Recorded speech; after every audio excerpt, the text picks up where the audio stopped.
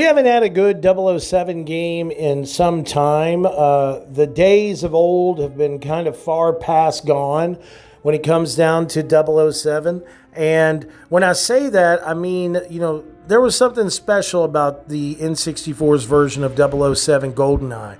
Even though it was a first-person experience, a lot of the game, and it was the old school graphics, and it was just perfect. It was a really great experience. And since then, they've been trying to make a 007 game with the same success as the GoldenEye title. But I feel like it's always fallen short. And the reason why is because they've never had a team like IO Interactive behind the helm.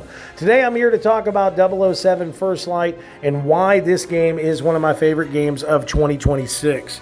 So I want to give a big shout out, of course, to IO Interactive for giving me the opportunity of checking this game out, and also giving me the opportunity of being flown out to California a couple weeks back, a month ago, I can't remember, and testing the game out and talking to some of the development studio beforehand. You can check that video out over on the channel or on Cineweeks.com.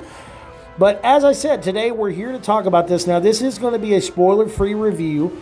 You'll see some gameplay elements of my gameplay, as well as some gameplay elements that are on some of the most recent trailers. I'm not going to go real in depth on the overall perspectives and aspects of full-on details of the game, but I just want to kind of share my experience with you guys and tell you why I love this game so much. So in this game, you follow a young James Bond, resourceful and sometimes reckless recruit in MI6's training program, and discover an origin story of the world's most famous spy. After a heroic act, young naval air crewman James Bond is offered an opportunity to join the newly revived 00 program.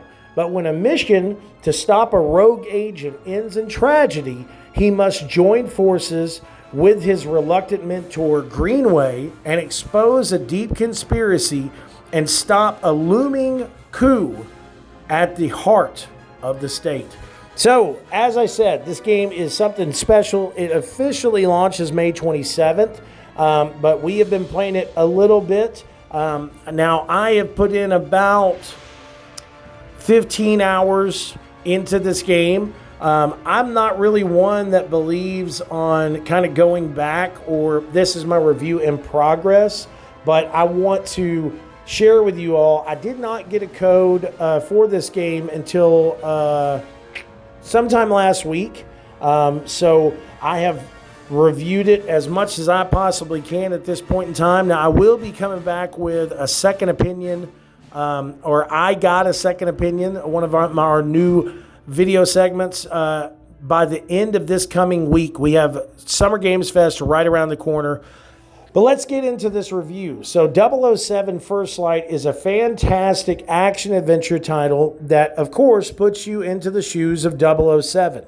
What is really great about this game is the overall story elements. One thing that I did notice is that it is a cinematic adventure from start to finish. Not only do they build this game into a action-packed thrill ride, but there are many times that you feel like you're watching a movie as you're seeing some of these cutscenes or moments in the game when you're doing certain elements or doing certain things. There's a lot of times that some of these games can actually, kind of take you out of the experience with some of these cutscenes, but in 007 First Light, there's moments that you're actually these gameplay elements are clipped together as like a montage moment, and that really pulled me into the cinematography that they have in this game. IO Interactive has done a really great job of building this game into something that it seems like it's as important as something that's on the big screen. And I think that's what they were pushing. This is a 007 game, of course, so they want to have that same type of element. The story overall, from what I've played so far, is fantastic. There's a lot of drama. There's a lot of kind of up and down action moments, as well as some of these moments that kind of leave you on a cliffhanger. The action and combat in the gameplay is super smooth and super fluid, like we haven't really seen in a 007 game as of yet.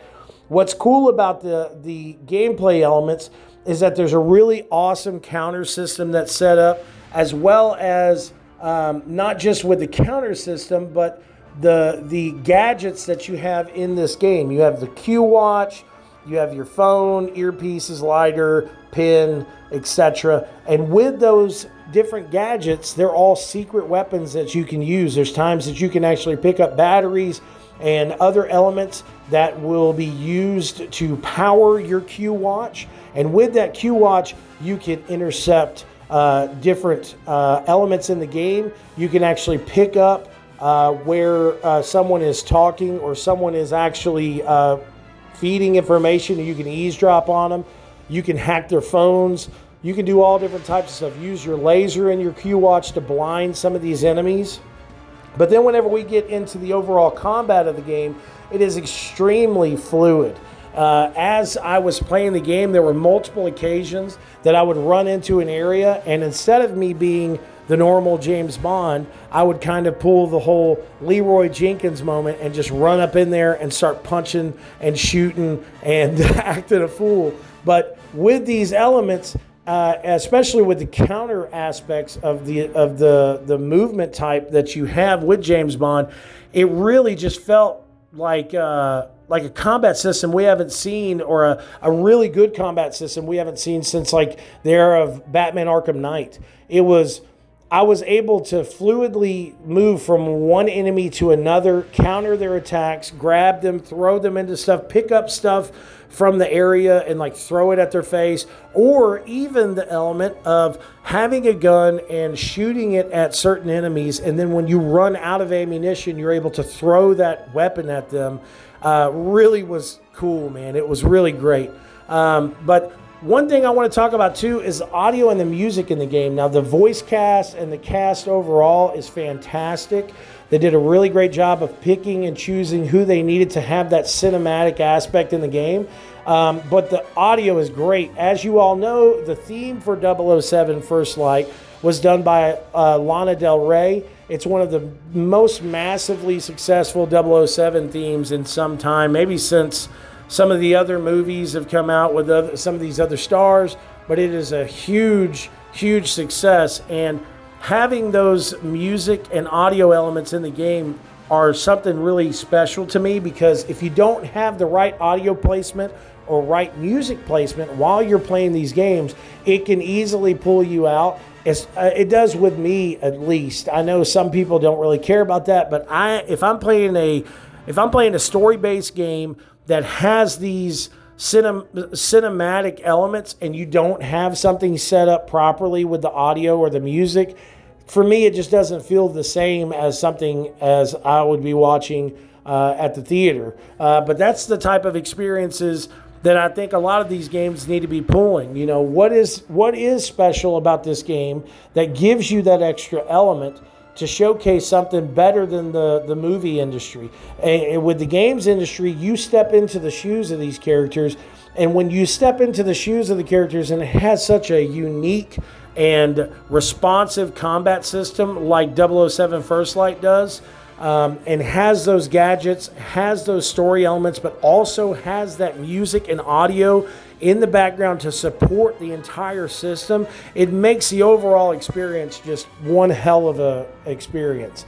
IO Interactive really put a lot of love into this as well. When you go to these different locations, there's certain camera angles that pop, or you get that 007 font of saying that you're in a certain area. It really kind of pulls you into, hey, I am 007. I'm this agent. I'm playing and taking this route. Because of the way that they set up the camera angles, the way that they set up the drops on these locations, with not just your reaction, but your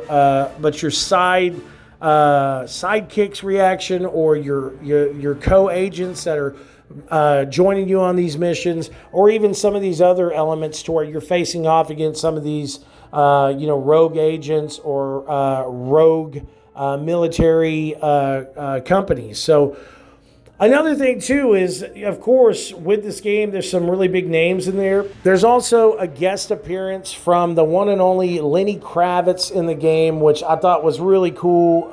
And having him as a character that's like a bad guy is something very strange, but also exciting as well to see him take on a role like that. But gameplay elements overall are really smooth. I think the combat system is great. The focus mode in the game is really great as well. There's a lot of times that whenever you come up on multitudes of enemies, if you don't have that focus mode to where you can kind of slow down time and get those precise shots, it puts you in a little bit of a pinch. The Q gadgets are really unique and cool. Of course, we've seen these Q gadgets before in other elements of 007, but in this game, they seem more precise. The Q watch seems more of a, instead of it being an accessory, it seems like something that it's like a way of life. If you don't use your Q watch properly and when you need to use it, then you're not really going to have a chance going in. Even though 007 has his charm and his charisma, there's he needs some help every once in a while. Locations and graphics are fantastic. Now, I did notice on the PS5 version of the game, which is what I reviewed it on, I had to kind of mess around with the quality and performance mode. The performance mode, of course, is good. You do get some good frame rates on there, but it does kind of dull down the graphics. There was a couple of times that I found myself switching in and out, but if you do use the performance mode on PlayStation 5, unless you have a PS5 Pro, when you use the performance mode on a base PS5, I would suggest taking off the film grain filter that they have on it, because by taking that off, I felt that it was a better visual representation of the game than what it was with it. But using the quality mode, of course, it drops the frames per second, but you really do get a different visual fidelity when you switch to quality mode. So most of these other systems now, and if you're playing on PC, you don't have to worry about that. Overall, graphically, the game was great.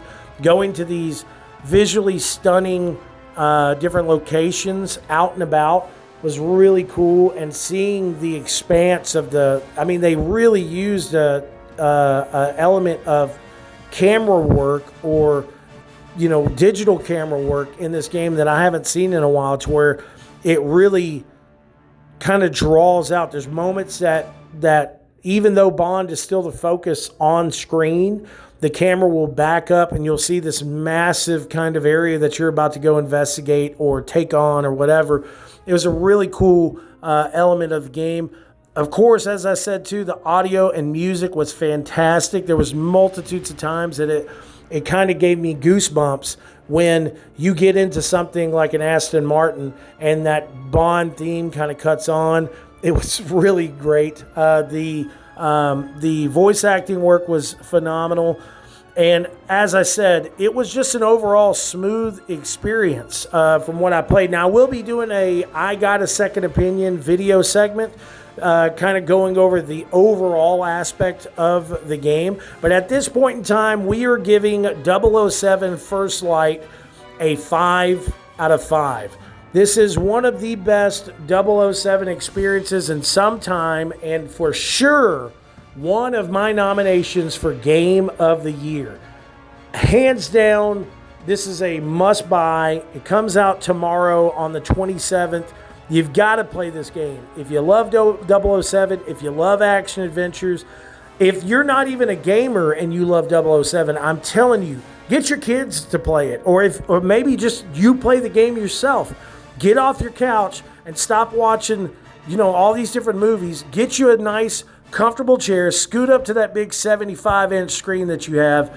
Play this game day one, because I'm telling you, it's one of the best action adventure games that I've played in recent years. So get it when it comes out tomorrow. Big shout outs to IO Interactive for giving us the opportunity to check this game out. And of course, flying us out to California just a couple of weeks ago to check this game out. And come back soon. I'll have a little bit more in-depth kind of talk on not just the Second Opinion podcast, but we'll have it on I Got a Second Opinion, which is a video segment to where I do a little bit more deep diving on some of these reviews. So please make sure to comment, like, subscribe. Check us out at cineleaks.com and check back soon. We are going to Summer Games Fest next week. We will be flying out to Los Angeles and having our hands on all different types of experiences. Love you guys so much. Thanks for watching. Peace out.